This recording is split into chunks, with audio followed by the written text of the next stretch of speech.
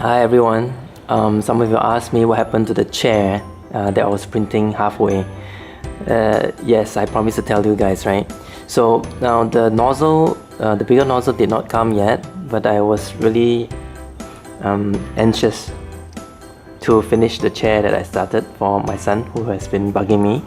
So I thought of a way to repair it without having to print the whole piece of seat again. I mean the second half, because it wasn't thick enough, if you remember the first video that I shared. Actually, if I wanted to, I could have, but I thought of a better way.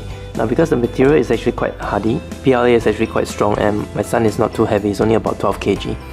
So what I did was that I printed a support on the same printer with the same nozzle, and it took like only maybe an hour or so to print the support. You can see very clearly the support. It looks like a window here.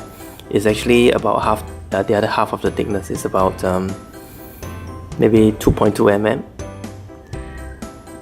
Yep. So what happened was that I printed this out, and it came off pretty easily.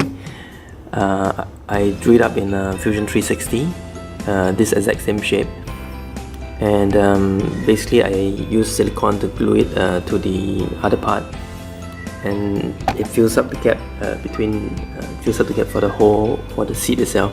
And my son has been sitting on it, and it's actually strong enough. So this is good enough for my son to use. I will not sit on this again. I might break it. So this I think this is good enough for my son. And I'm off to other projects, which I will update you guys once they are done. Alright, thank you guys for watching. Bye bye.